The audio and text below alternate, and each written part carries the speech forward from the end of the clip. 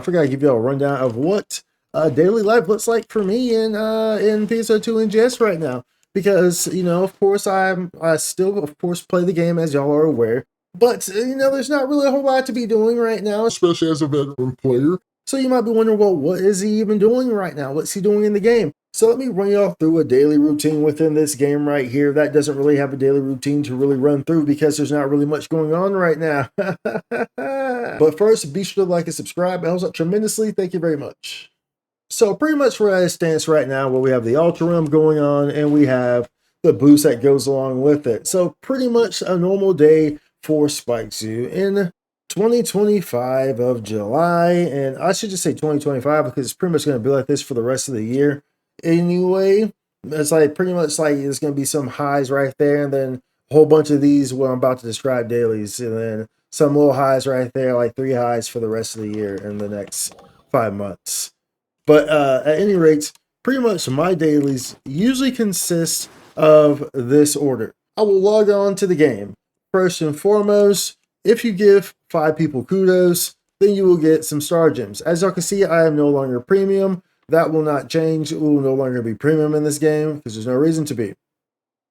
But nonetheless, we'll kind of discuss what this meseta is, though. You see what I'm saying? We're looking pretty good on meseta. And that goes into kind of how I've been playing. But pretty much, I get on and I spend probably around an hour a day, maybe playing the game, if I do play the game. If, like, I actually want to spend time playing. But it rarely exceeds an hour playing the game here lately. So pretty much how it works here is that I'll do one of the two as I get onto the game, after doing the kudos for the star gems. Pretty much we either do, well, right now, only because right now there's this boost on Ultra Realm, which will be gone tomorrow. But there's a boost on Ultra Realm where you have this RDR and the skill preset boost, right? So that's the only reason why I'm doing this in the first place. But I'll go in there and I'll probably kill one boss and then I'll leave. To be expected, as I said before, this thing would be dead before this new LTQ that we get tomorrow comes out. I've told y'all that. This thing will last a week, and that's what it did. It lasted a week. You go in there, even with this boost active, you go in there, and usually there's not really more than like 15, maybe 20 people in there. Sometimes you can go in there and there's like no people in there whatsoever because it died a long time ago. Like I said, it was going to die because the design of Ultra Realm is not good at all. It's lazy. It's not enjoyable. It really is not. Unless it's just really good resourceful wise. If you're a new player, if you're a veteran player, then it's not really anything going on in there worthwhile. There's not. But nonetheless, we usually go in there and I'll kill a boss and then I'll leave. That's pretty much it. That's only because that boost is there. If that boost wasn't there, when that boost is not there, I'm not going in there. Plain and simple. I'm not going in there. So that's that. And then the rest of my time, by the way, I usually pop an RDR boost right at the end of that boss fight. And then pretty much RDR boost the 100% one. And then after that, pretty much the rest of my time is spent doing Forest Vow. So I'll run 2 or 3 fights with the RDR boost skill. As usually what my dailies consist of. I like to run this fight because remember, y'all, I play the game for those of y'all. I've gone over this before. I've made a whole video about it. I've commented on this many times. Remember, because y'all be like, "Oh, well, why does he play the game? Why does he play? If he doesn't like the game, don't play it." Shut up. Shut up. All right. I told y'all time and time again, I very much enjoy the combat in this game. I play this game for its combat. The combat in this game is very well done. I enjoy the combat. I enjoy some of these fights. So that's why I play it. That's what I do in the game. I do the stuff that I like in the game, which is the combat. Okay? So get out of here with that nonsense. At any rate, so that's what I usually do is I play Vow and I'll run it a few times, maybe 3 times or so. Really, I like to run it until I at least get 1 prograde. That's usually like kind of, and usually it happens. It tends to happen at least once every 3 runs. It's usually when it tends to happen. So I like to get these because, of course, remember that these are going to be upgradable starting tomorrow when the LTQ comes out. We do have an LTQ that's coming out. Let me pull that up real quick. So as you can see here, this is the LTQ that's coming tomorrow. And the only reason why this is relevant is because the limited time materials, or well, they're not limited time, but the materials that you need to upgrade this prograde armor drop in here.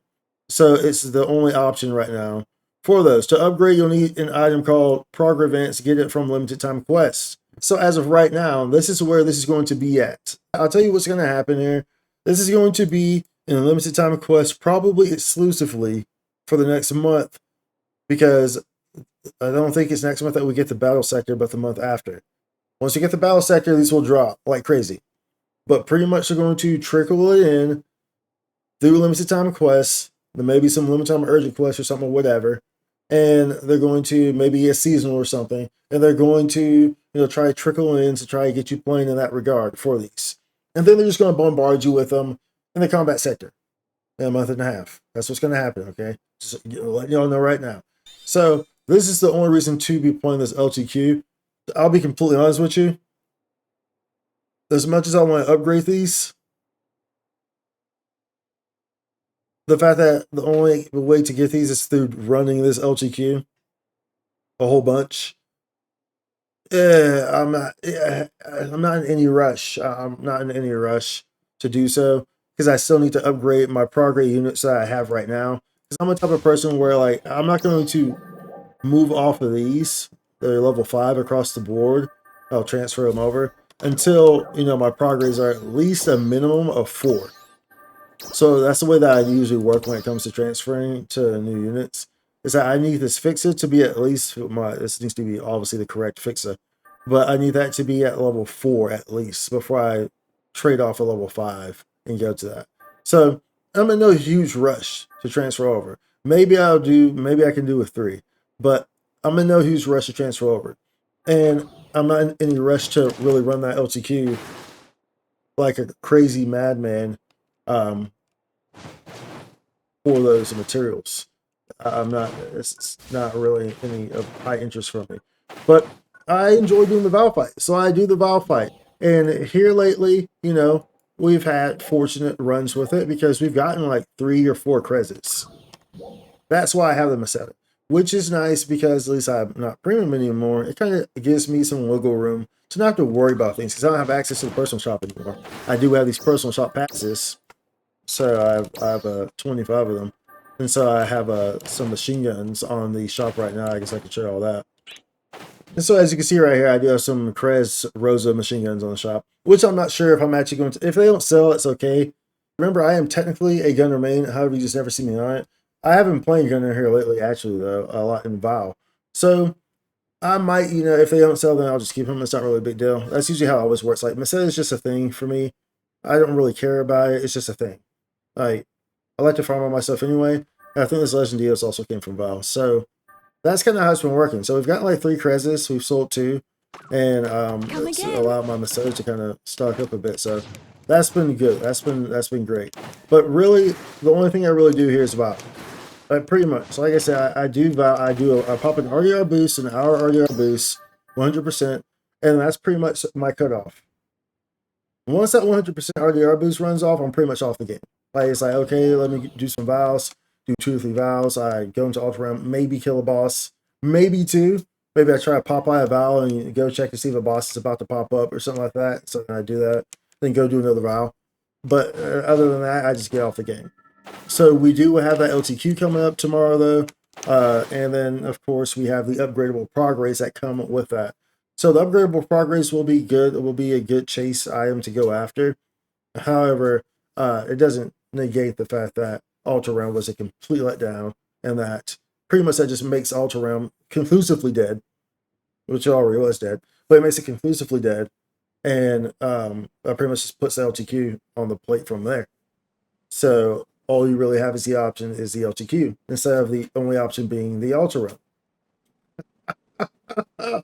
Oh, don't we love singular options? Wow. Well, I mean, I guess 2 if you really enjoy the Vow fight like I do. But nonetheless, you're still not going to spend more than about an hour on here. No, don't, like I said, don't get me wrong. This is great for new players. Ultra Realm's great for new players. The LTQ probably will be great for new players too. Usually is. But, if you're outside of that targeted 6-month cycle that they want to grab you in and, where the honeymoon phase, where it's like 6 months you're playing the game, you're like, oh, wow, this is a really fun game. This is great. Oh, there's so much to do. So let's say that 6 months come around and you're like high capped, you're a veteran, you have all your stuff geared, and you're like, oh, wow. They don't really target the veteran player base too much in here. They just really kind of just funnel things to, get people to come in and spend money and then leave, you know, just like a gotcha store. Anyways, be sure to like, subscribe, y'all. Comment down below. I figured I'd give y'all an update of kind of what the daily life is for me in PSO2 and NGS because, of course, you know, we still do play it. We always will play it.